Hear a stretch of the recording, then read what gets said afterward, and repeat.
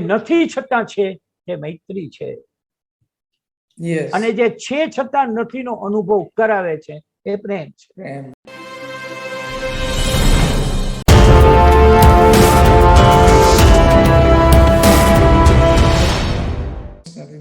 બહુ સુંદર રીતે વાત કરી કે જે જ્યાં સુધી દેહના દર્શન થશે ત્યાં સુધી દેવના દર્શન થશે નહીં.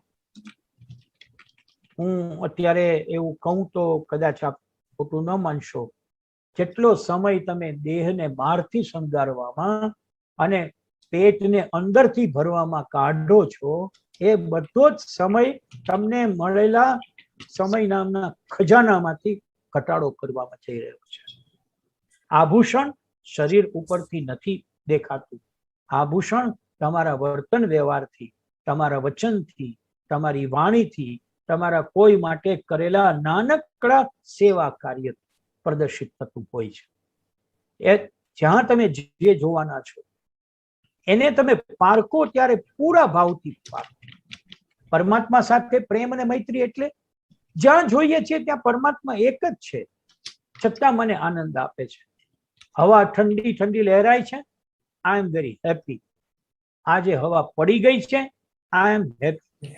આજે હવાના નામે કશું જ નથી, આઈ એમ વેરી હેપી.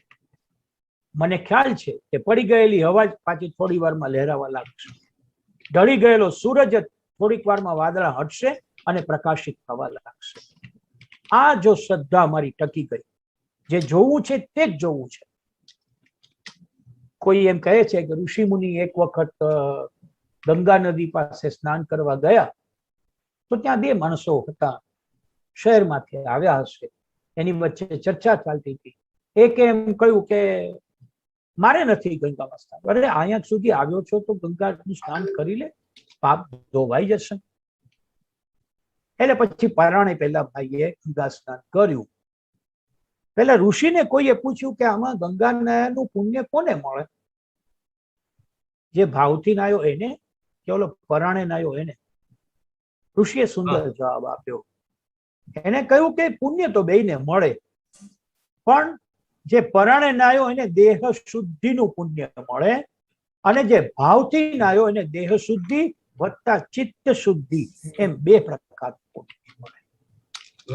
હવે તમે કોઈ પણ વસ્તુ કરો છો, હું કહું ભદ્રેશભાઈ કે શ્રીમદ ભાગવતના ગ્રંથમાં પૂજ્ય શ્રી ડુંગરેજી મહારાજ એક સુંદર વાત કરે છે કે તમે રસોડામાં રસોઈ કરો છો, બહેનોને સમજાવે છે, રસોઈ કરો છો તો એવું ન માનતા કે તમારા પતિ અને છોકરા માટે રસોઈ કરો છો. તો કે તો શું માનશો? તો કે આજે મારે મારા ભગવાનને જમાડવાના છે, એના માટે થઈને હું રસોઈ કરું છું. એમ કહે છે કે રસોઈ કરવી એ પણ ભક્તિ કરવા બરાબર છે. ભક્તિ એટલે પ્રેમ. આપણા માટે ભક્તિ એટલે પ્રેમ. તમે એની જ ભક્તિ કરો છો જેના પ્રત્યે તમને પાકો પ્રેમ હોય.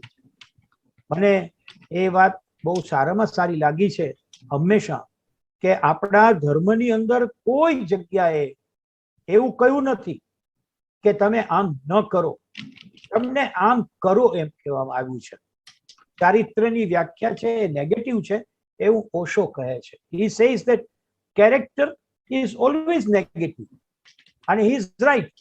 એ કહે છે કે ચારિત્ર્ય એટલે શું? તો કે આમ ન કરાય, આમ ન કરાય, આમ ન કરાય, આમ ન કરાય, ધૂમ્રપાન ન કરાય, દારૂ ન પીવાય, માંસ ન ખવાય. નકારાત્મકતાથી કોઈ દિવસ ચારિત્ર્ય ઘડતર નહીં થાય. તો શેનાથી થશે? એમ કહે છે કે નકારાત્મકતા બંધ કરો અને એમને હંમેશા હકારાત્મક વાતની વાત કરો. આપણે નકારાત્મકતા તરફ વળ્યા છીએ, પરિણામે આપણે ઈશ્વરથી દૂર ગયા છીએ.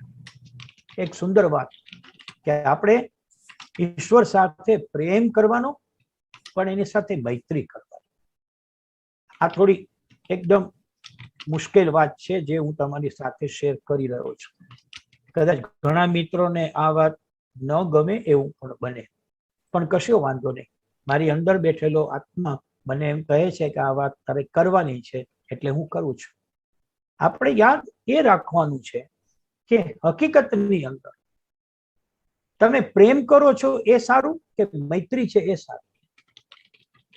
અનુભવ એમ કહેવાય છે કે પ્રેમ તો બદલાઈ પણ શકે, પ્રેમ તો જીર્ણ પણ થઈ શકે, પ્રેમ બીજા પાત્રો તરફ પણ વળી શકે, પણ મૈત્રી છે એ ક્યારેય પણ સામેનો વ્યક્તિ પોતાનો વિરોધી બને તો પણ એના પ્રત્યેની મૈત્રીનો ભાર આપણા હૃદયની અંદર હંમેશા સ્થાન ધરાવતો હોય છે.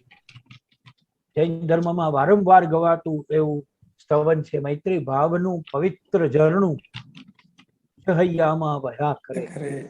મૈત્રી ભાવ અને પ્રેમમાં બરાબર થોડો ભાગ સમજી લેવાની જરૂર છે. પ્રેમ એટલે મને ગમે છે તેવો તું, અથવા મને ગમે છે એવી તું, અથવા મને જોઈએ છીએ એવો તું, અથવા મને તું આપે તે હું તું, એવું નહીં. એ પ્રેમ છે. અને પરિણામે પ્રેમમાં મને ગમે એવું ન મળે એટલે આપણને ખબર છે પ્રેમ ઓસરવા લાગે. પ્રેમને લો ઓફ ડિમોનિશિંગ રિટર્ન લાગુ પડે, મૈત્રીને ન પડે. મૈત્રી તો એ કે મેં પ્રકાશભાઈ હાથીને સ્વીકાર્યા એટલે જેવા છે એવા સ્વીકાર્યા. મેં ભદ્રેશભાઈને સ્વીકાર્યા એટલે એના નકારાત્મકતાને સ્વીકારીને સ્વીકાર્યા. મને ખબર છે ભદ્રેશભાઈ આમ જ કરે, એની સામે હું ફરિયાદ નહીં કરું. જ્યારે મારી પત્ની હશે અને પ્રેમિકા હશે તો એને આમ કેમ ન કર્યું એ મારો પ્રશ્ન છે. અને એટલા માટે મેં બે શબ્દો ભેગા વાપર્યા છે કે પરમાત્મા સાથે પ્રેમ કરવાનો અને પરમાત્મા સાથે મૈત્રી પણ કરવાની. પરમાત્મા સાથે વાંધો પાડવાની છૂટ, પણ વાંધો પડ્યા પછી ભાઈબંધ છે આપણો, એ તો આવું કરી શકે એમ કહીને પાછું વાળી દેવાની છૂટ. તમે મીરાનું ચરિત્ર વાંચો, રાધાનું ચરિત્ર વાંચો, તૃષ્ણા થાય છે, પણ એમાં એ ક્યારેય પણ કૃષ્ણને નીચો પડવા દેતા નથી. ઉદ્ધવ આવીને કહે છે ગોપીઓને, અને ગોપીઓની સામે વાત રજૂ કરે છે, ત્યારે ગોપીઓ કહે છે કે ઉદ્ધવ તું કૃષ્ણને ઓળખતો નથી, એ કોઈ દિવસ આવું કરે જ નહીં. એ તમને છોડીને ગયા છે એવું તને લાગે છે. તું કહેશ ને કે કૃષ્ણ છોડીને ગયા, આ રહ્યા આજુબાજુ ચો તરફ, તને ક્યાંય કૃષ્ણ દેખાતા નથી?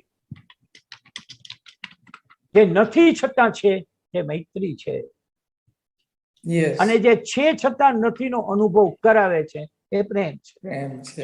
મેં કહ્યું કે આ વાત ઉપર ઘણા લોકોને મુશ્કેલી થાય કે આવું ન હોય, પણ મને આવું લાગ્યું છે.